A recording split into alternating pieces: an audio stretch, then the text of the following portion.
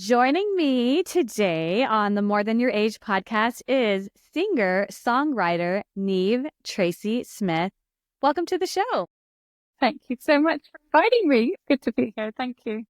Absolutely. Well, Niamh, just to share with the listeners, so you and I connected just a few days ago, actually, via Threads, which has been really cool to see just kind of how that has happened and how I've been able to meet different people and hear about you. And I just read briefly something that you had shared, and I thought, oh my goodness, I need to hear this woman's story. You just released your latest EP on November 1st, titled Yes. Linger. Congratulations. That's huge. Thank you so much.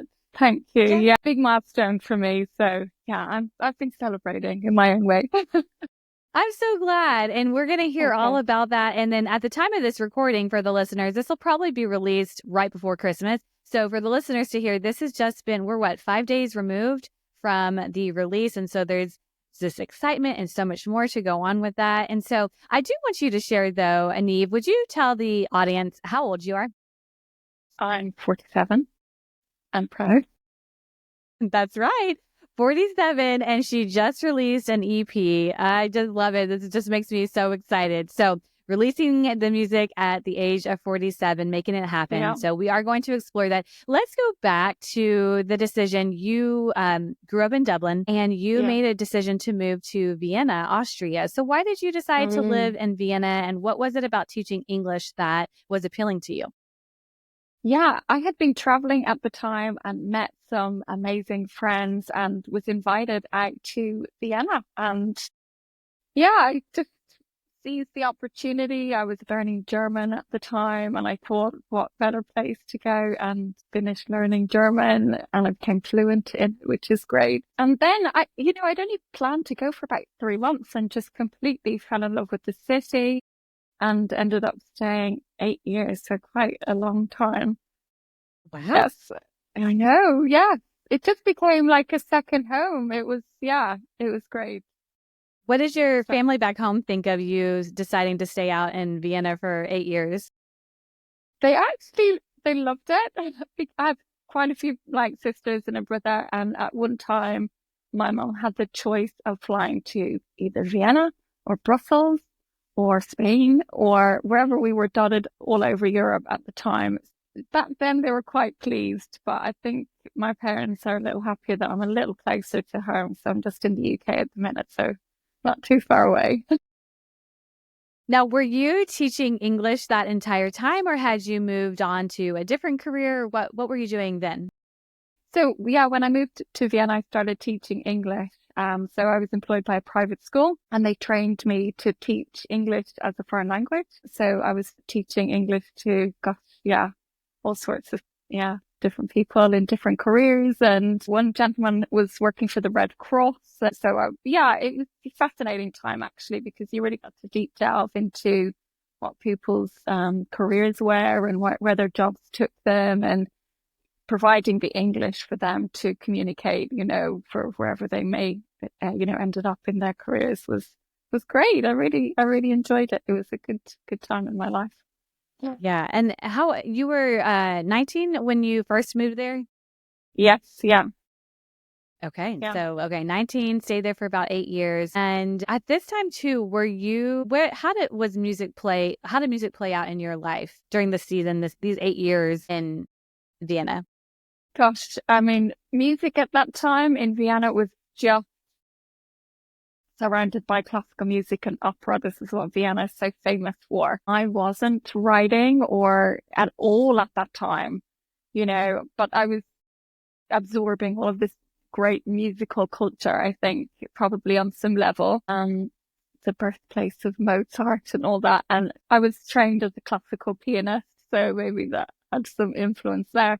But I wasn't writing or in any way playing music. I mean, just listening and learning, I suppose. But maybe it did have some influence along the way. I'm not sure. I've really thought about that, but could have done. Yeah. Well, okay. So while you're there, so music is just like, it's kind of this, you're around this beautiful music, but the desire to pursue it as a career is not really there. What were your career goals, or just goals in general, in this season of life, like late 20s, mid late 20s for you? Career goals. I was quite happy with teaching English. I was quite happy living abroad. I loved Vienna.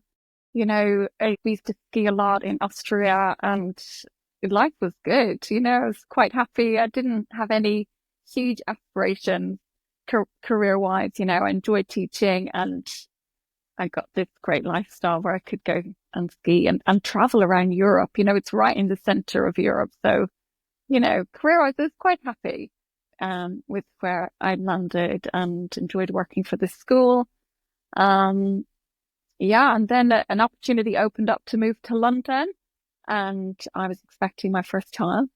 So that opportunity was seized and that was sort of Okay, so you moved to London and you shared with me too that you ended up taking a step away from your career so you had your first and then you had an additional daughter, correct? Sure, that's right. Okay. Both of my daughters were born in London. Yeah. Okay, no, you go ahead. So I was expecting my first daughter moving to London. And so I decided then to take a step back career-wise. I think at that time, moving country, having a new baby, I think, plowing myself into a career at that particular time probably would have been maybe a little too much to take on, getting used to a new city, getting used to everything that becoming a new parent throws at you. So I took a step back then. I kind of made that decision that I wanted to spend a few years raising my daughter and the opportunity allowed me to do that, which was fantastic at the time. And then my second daughter came along about 3 years later. So I'd taken my foot off the gas, especially with teaching English. I was in an English speaking country, so, probably wasn't the time to pursue that heavily. But then I decided to retrain and look at different options and where I thought I might like to go. And So just out of curiosity, how were you able to be with your girls and, be with them, their caretaker full time when you had previously had a I had to find that. I had to be quite creative with my time and their time. But it comes with challenges, doesn't it? Parenting, But looking back on it, I enjoyed it. I mean, in the early days, it's when babies are little, it can be tiring, can't it? Especially when they're so tiny. And I think I was probably lacking a little bit of homeschool. All of my family were in Ireland, so but nothing like a good challenge. So So were you working outside of the home as well to be able to stay with them, like be their primary caretaker, or it was full on caring for the girls? I was full time caring for the girls. And then I decided to study in that time that I had, while they were, going to preschool and nursery and schools and, you're not sort of so full time in caretaking mode. So I went and studied again and retrained as a yoga teacher and oh, I can't even say it, an NLP coach. So I got 2 diplomas in both of those, I guess. Do you say disciplines? So in that time, What was it? So you ended up pursuing a job as a yoga instructor, and then what was the other coach that you mentioned? NLP coach. It's neuro-linguistic programming. So it's very specific to the language that we use specifically when we're trying to achieve goals. I think in some way, I mean, I studied it to understand and learn, I guess, the philosophy and the teaching behind it. And I think it somehow propelled me into possibly this world of writing and songwriting. And it's about breaking out of your comfort zone, and taking on these challenges and how we sort of pose things in our own minds and how we phrase them in terms of achieving our own goals, I hope that makes sense. Very specific to the language that we use, both how we're thinking and in how we're, expressing ourselves. How did you hear about this, or how did you know about this? This is very new to me. It's interesting, is it? Yeah. So neuro-linguistic program, must be 20 years ago then, 15 years ago, I went to a talk and a lecture, and this woman had trained in NLP, and she was a coach, and it was so specific about the language that surrounds goals that we set and what we say to ourselves. And it's so specific like that. And I think, in terms that it cuts out all the negative, it's sort of like, I don't know what I'm trying to say, but gets rid of all of that and gets you very sort of focused. And yeah, so I'd seen this woman, give this lecture, and I just became very interested in it. And a lot of it is to do with being outside of your comfort zone and throwing yourself into things and no excuses. I feel like that's extremely helpful for anybody who is, struggling or wanting to do things. Is like kind of fits in perfect with what my hope is with this podcast too, is the language and the things that we use to tell ourselves and talk to ourselves. Okay. So you kind of briefly said that when you started this coaching and the language that you were using, it kind of helped propel you into writing and this music. And, because, when you were in Austria, it was like, oh, there's beautiful music, but there's no interest for you yourself specifically to write and to perform music. So I want to hear, because your background as of now is not in music. So how did this happen? This is just so cool. I was approaching 40. And I think for me, that was one of those wow, those big age numbers. We don't often get the time just to sit back and go, to assess ourselves in our lives. Sometimes we just roll along with how things are going, and we don't really get a chance to sort of just check in with ourselves and go, have I achieved everything that I've wanted to do? I think approaching 40 for me, I was thinking, have I done everything that I wanted to do, or would I have any regrets? I think every day you get after 40 is almost like, a gift, right? It's aging is like so phenomenal that, and I kind of thought, oh gosh, well, if anything were to happen to me, like post 40, I think I was getting a sense that for the first time of my own mortality or something.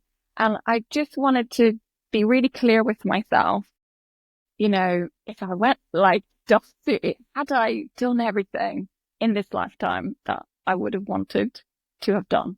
And I had this niggling little thing of very, conversations with myself. Do you remember this hobby that you had when you were little, and songwriting?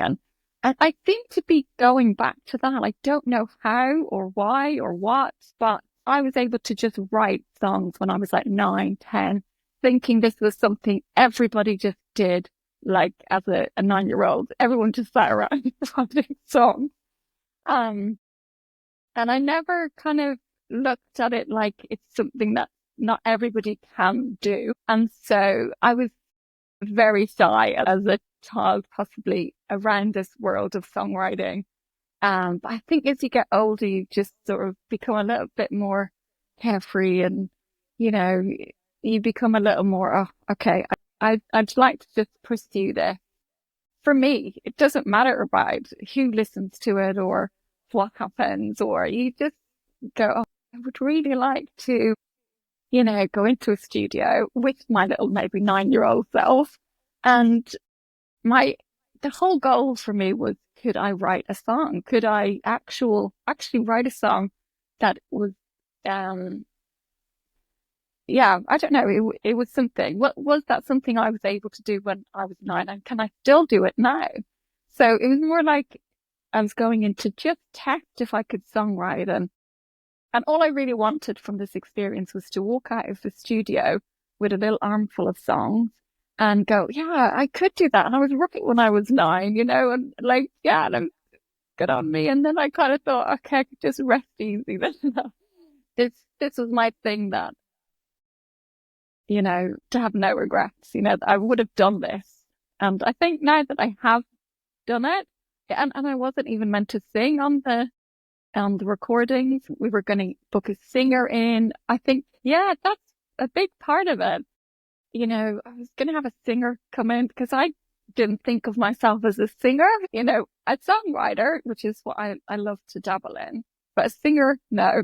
Again, this shyness sort of would take over, and that wasn't what was appealing to me. But in the studio, a long story short, we had no singer on the day of the recording. So I had to step in, and I wasn't even singing to record. I was singing to let the band hear how the song went sort of in my head. So I was only singing it to them. That's how it was transpiring in my head and my mind.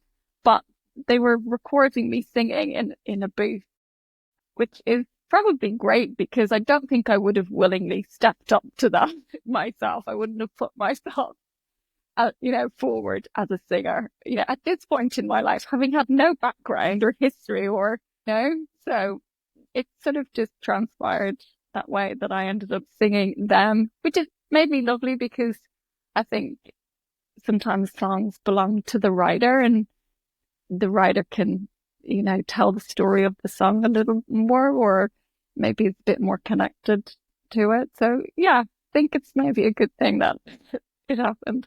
Wow, that is so neat. So, okay, just a handful of things that I want to address. Okay, so back to 9-year-old Niamh, you would write songs, and would you just because you were shy, you wouldn't perform, would you just show your family or show friends? And then at what point did you kind of stop writing when you were an adolescent?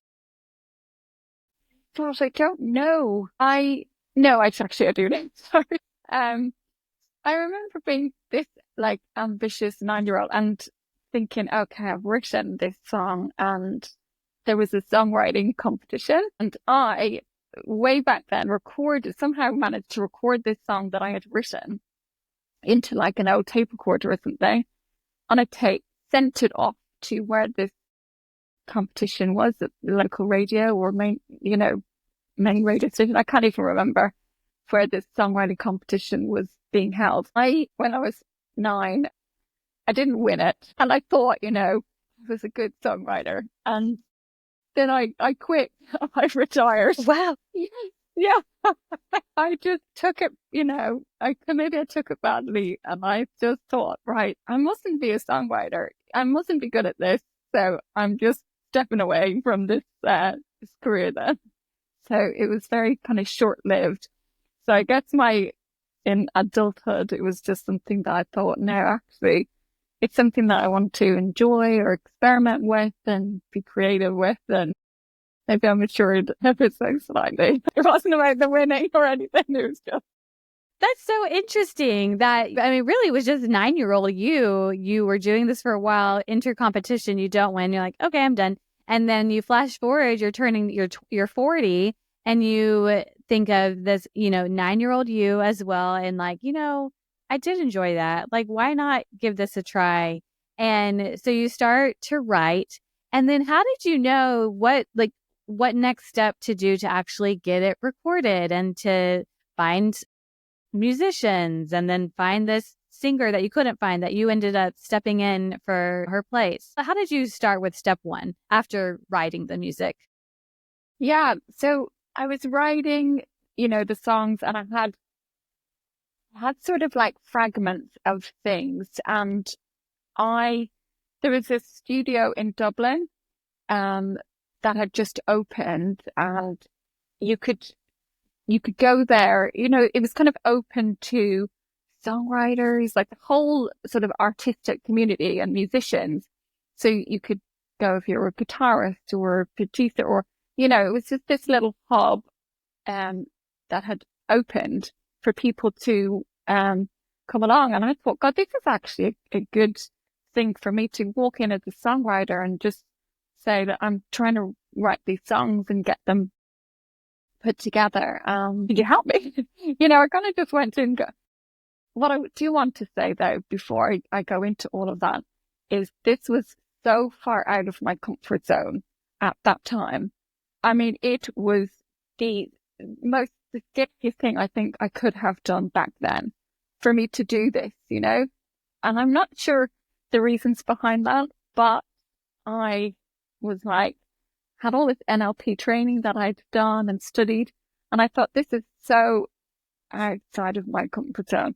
This terrified me doing this. And I still was like, no, you're going to go in and you're going to see if you have this songwriting capability and get some help with it. And so, yeah, I sat in the studio and talked to a producer. And I was like, all right, these songs that I'm writing, I was like, I'm being plagued by them, always writing. They keep popping into my head and I've just started to note them down. And I was really like, what's going to happen with all of this work if I don't put it in some sort of like form? And he's like, yeah, they are. And he's like, let's develop them a little bit more. And I just gave him full license to, I was like, right, I've got the bones of this work.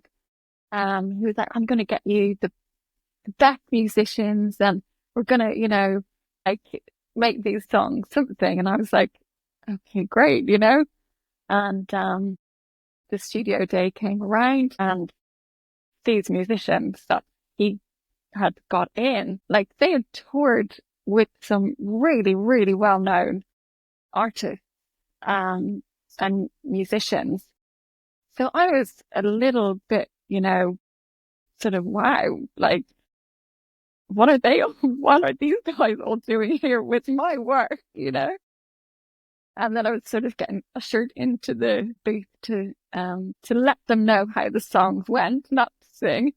And then, yeah, just all sort of came about that way, which was so great. And we were recording them all. So this was such a new experience to me. I'd never set foot in a studio, until this point in my life. So I remember getting them through when they were finished and sitting in my kitchen. Like, I still remember it. Like, they got sent over and he's like, I've put them all together.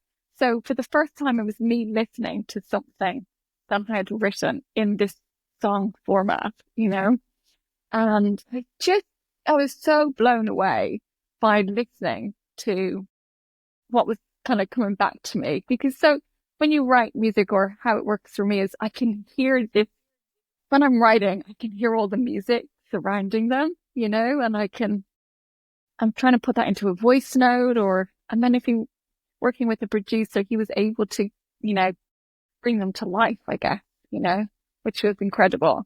So it was such an amazing experience just to sit there and listen to these songs. So, and whatever happens to them, it doesn't matter. My goal was like, I wanted to just make them. So, yeah. Wow. I mean, just what an experience too. Like, this is a completely foreign field for you, where you have this desire to write, and then you find this producer in the studio, and then the producer gets these musicians that have toured with these artists, and then you're now a part of it too. And this is not what your training was in. I just think that is completely fascinating. Well, Yeah. so I want to talk about too, from when you started writing, and you stated that Dublin's rich musical heritage would provide the perfect backdrop for the early stages of the EP's creation. And so actually, I want to go back to when you first stepped into writing and in the studio, or when you started recording. What year was this, or how long ago was this? It was 2016. So that's like 8 years ago. Okay. So that is probably completely different than Linger. That is Linger. It was the start of Linger. Yeah, because we've had lockdowns. Yeah. There's so much that happened in the space of 8 years that I cannot believe it's taken me this long to put this record out. So it's no idea I was even making a record, like I just went in to see if I was a songwriter. I guess along the way, I was it's taken me 8 years to figure out, okay, that was the start of a record that I was making. I kind of was catching up with myself, maybe.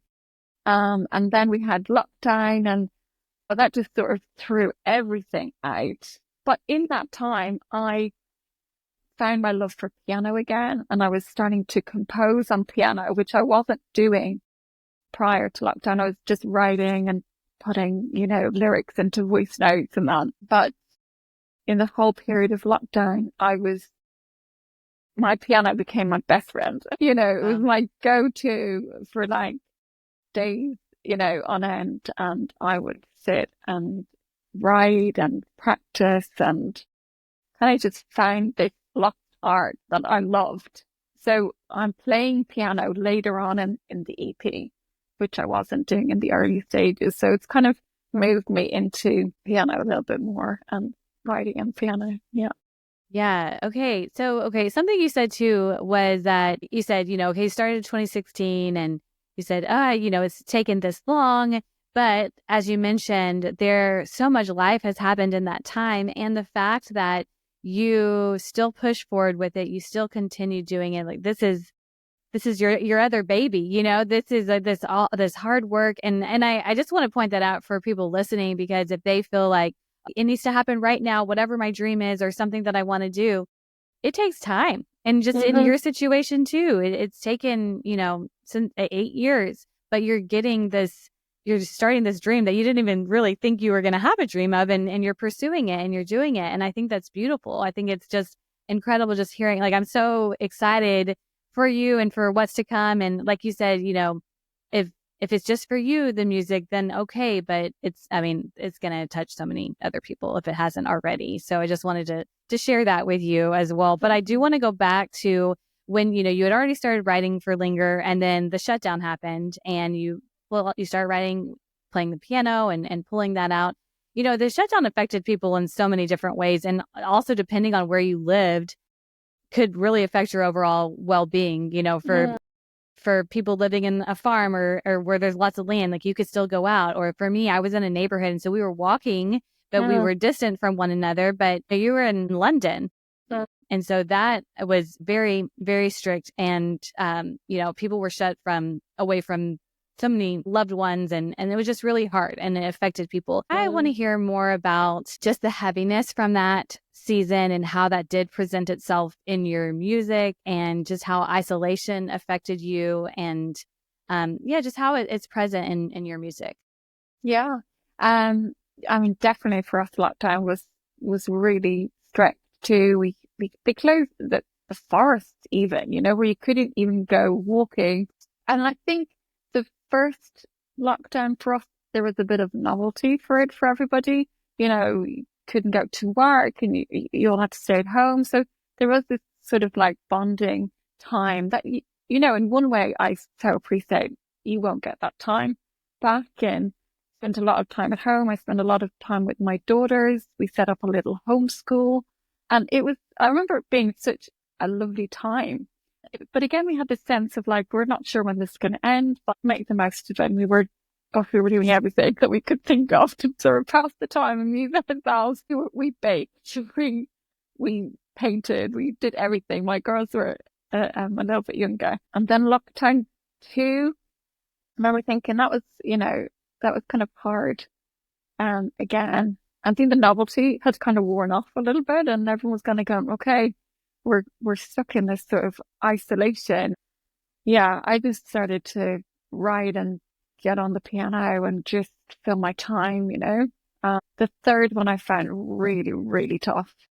I think there was a point when it had just gone on far too long, and some of the stories that we were hearing then from people and what that they had endured and, were heartbreaking. And I think a lot of it was starting to influence my writing. I don't know where sometimes the inspiration comes from or how I'll write or what I'm writing about.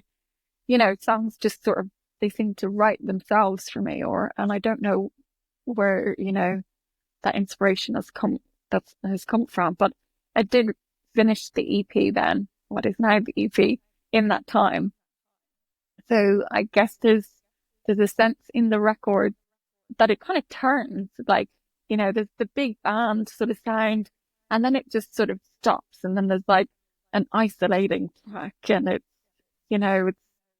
just me, a piano voice, and that's it. And I kind of think it maybe brings that feeling of isolation into it, or this sort of, I'm not sure.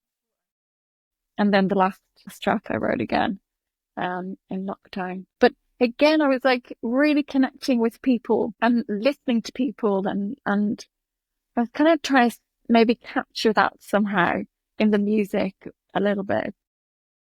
So I think that's probably where some of the inspiration came from in the final um two track.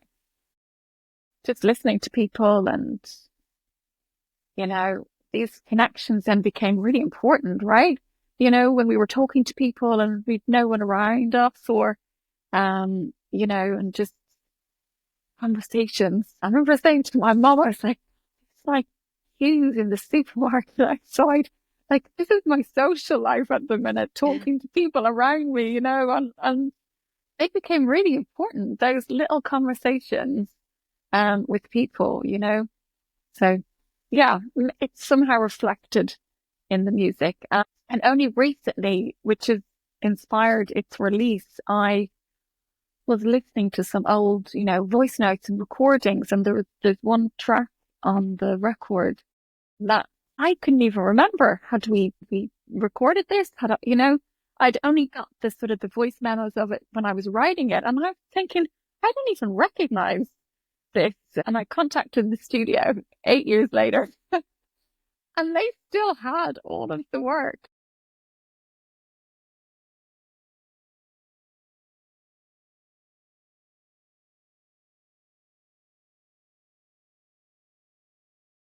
It out for you. And he sent it over to me, and I hadn't heard this song in 8 years. And I was like, I don't know, I felt myself like kind of a little bit taken aback by it. And I was like, oh, I don't know if I like it or do I, the typical writer, always sort of critiquing your own work. um, and then I thought, you know what, I've gone beyond the point of like, what do I think?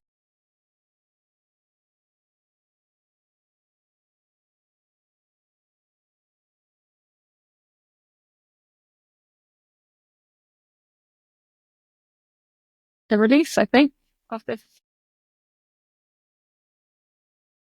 So I had some green sleep. I don't know how they've come up on the phone. Sorry, I thought if I went a little distracted there, I thought I'm called in.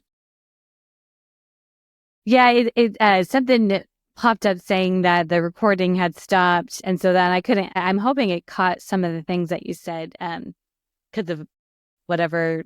I think what it was coming in, but so hopefully we have that on the other end. Yeah. No, So that's that's okay. really, in a nutshell, that's kind of what inspired me to then finally, and I didn't even realize it was 8 years, and I just thought, I've got this whole body of work, that I can put out. And so, yeah, I just decided to do that. And again, I was like beating myself up. It's been 8 years. How can I just possibly put out this work now, But it doesn't matter. Time is irrelevant, and if it's taken 8 years, great. It could take 10 years or whatever, but it's still done. Exactly. That's the key. It's still done. And you're so passionate about the work that you have and that you created. I am curious to know when back when you originally recorded and the singer didn't show up, so then you were the singer.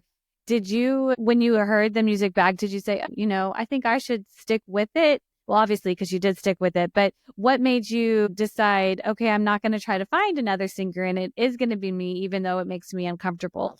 Yeah, that's interesting. I heard it back and I thought, it doesn't sound too bad. I'm singing in key. So, and then I think I had this sense of like listening to other writers or songwriters and them talking about how sometimes only the writer really knows the truth and the depth behind that song. And, you know, there's maybe an originality to be able to deliver the song in the way that you've written it. So I thought, God, it's nice then for me to keep that connection and to be able to tell the story through a song. And then it's open to everyone, someone else's interpretation of they find meaning in that, or, you know, it, it's a kind of a personal thing, I think. Mm-hmm. And then I guess it was easier for me to sing. I didn't have to think about finding a singer, you know? I thought it was more laziness on my part.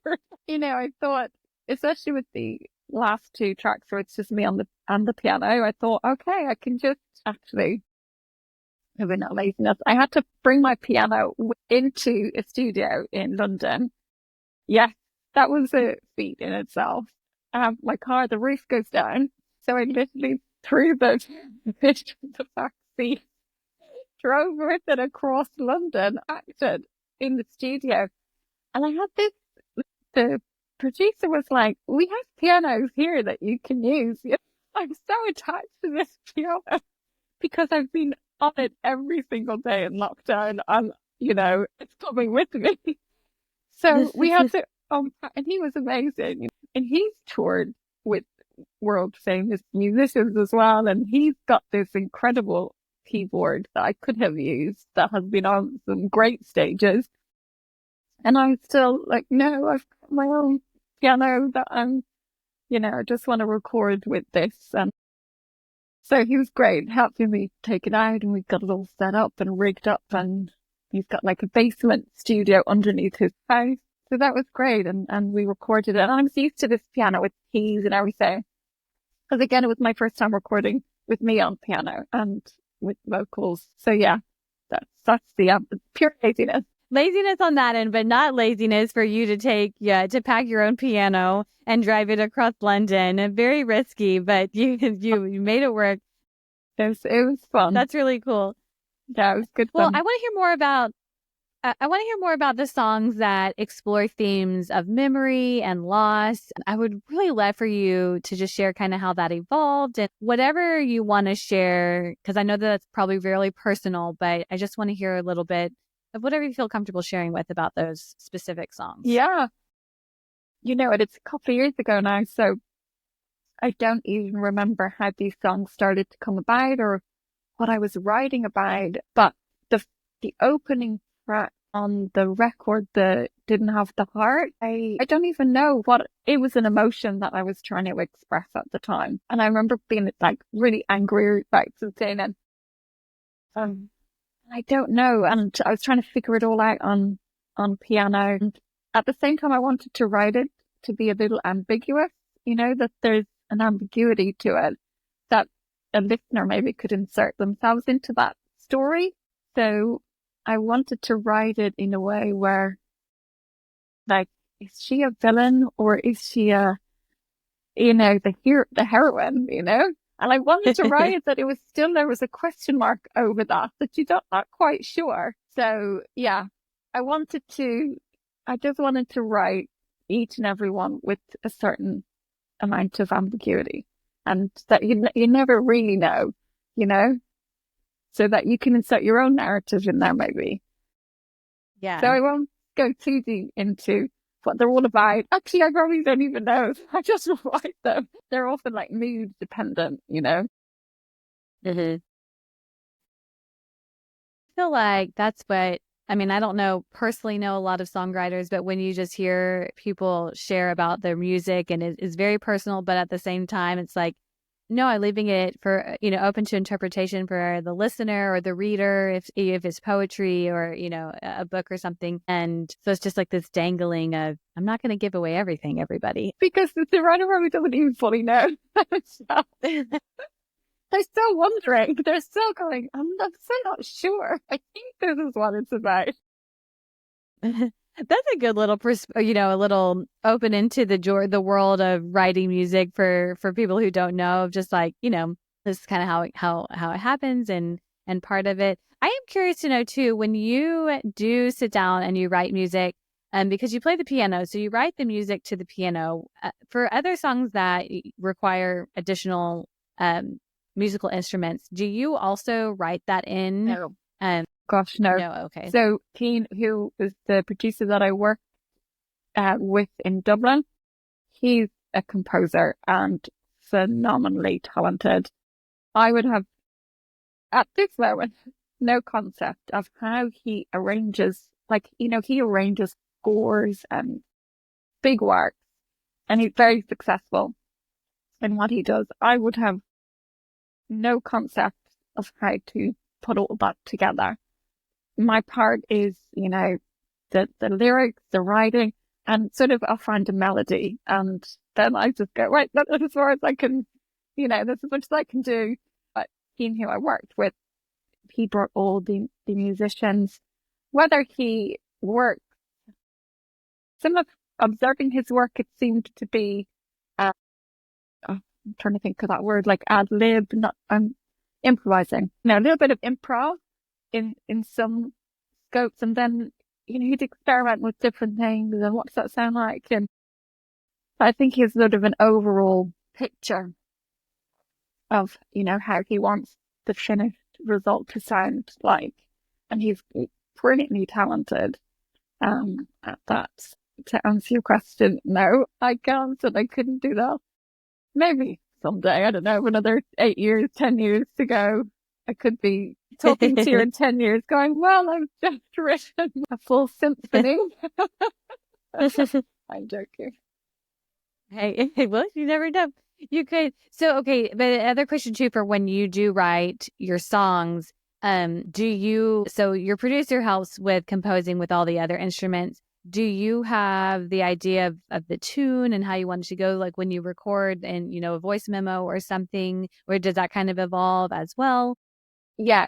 Normally the songs come to me just kind of lyrics and melody, and the song will bug me until I have it written.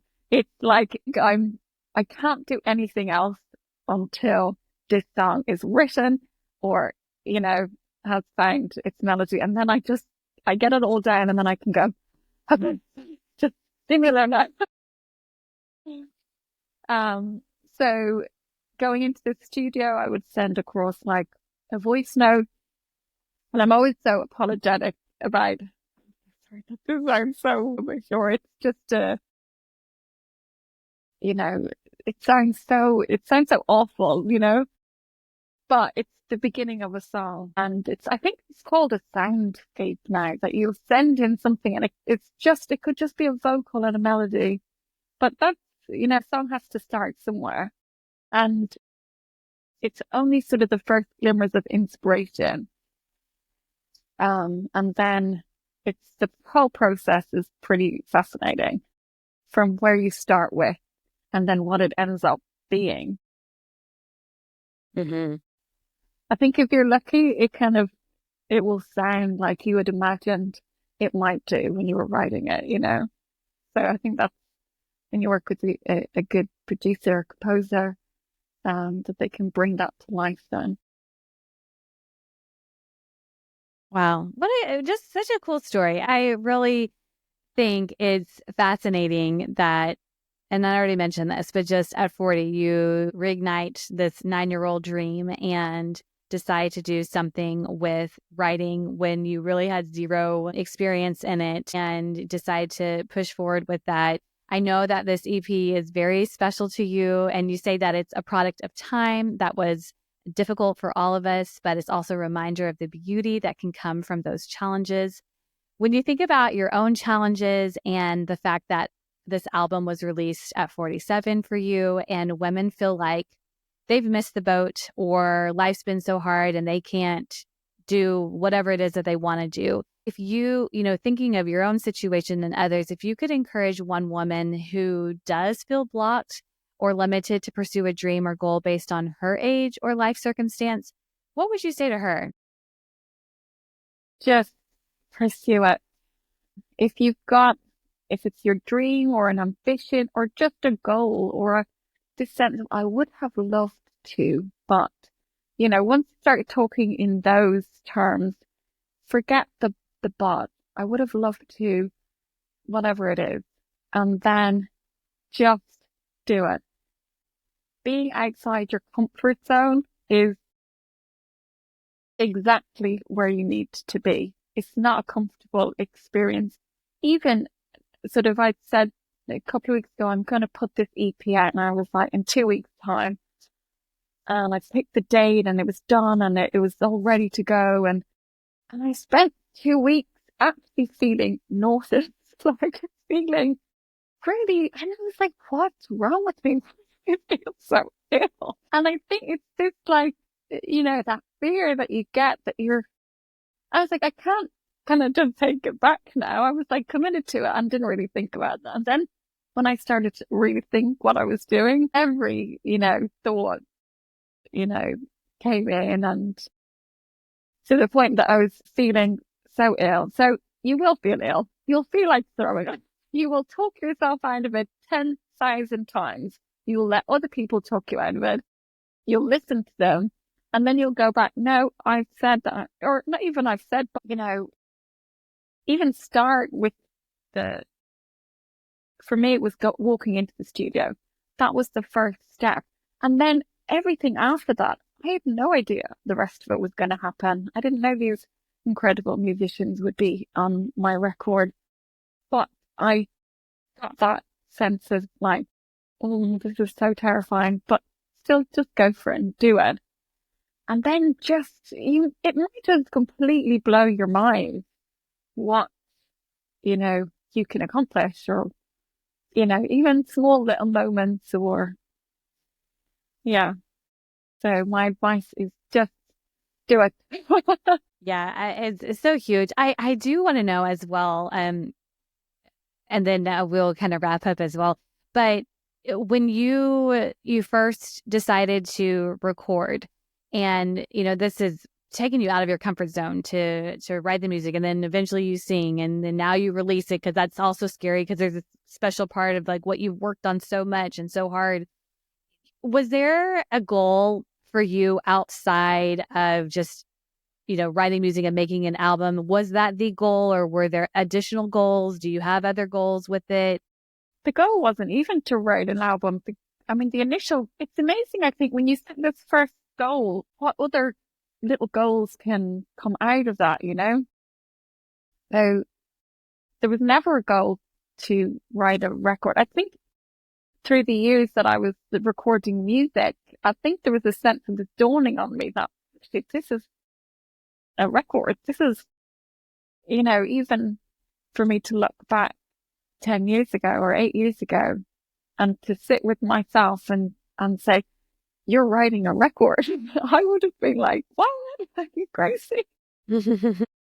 So I think there's that, start with that small goal, get past that, and then set another little goal.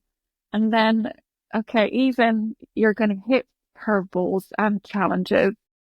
They're all going to throw themselves at you, but you'll navigate a way around it, and you'll figure it out and work it out, and just keep going, and then set your next goal. And then, yeah, who knows? Before you know it, you could have released a record and surprise yourself, Yeah.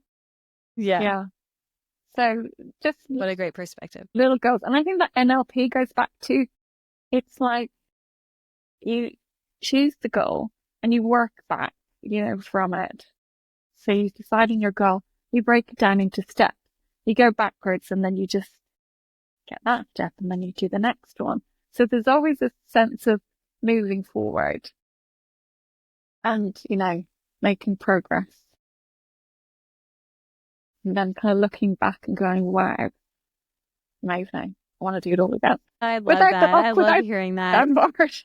Well, please share with the listeners where they can find you and find your music, and anything else you want to mention. Yeah, of course. So you can find it on Spotify, on Apple. These are all of the musical digital platforms. I started up a YouTube channel a couple of weeks ago and started to put work up on there. So, and you'll find it under my actual name. Niamh Tracey Smith is my artist's name and actual name.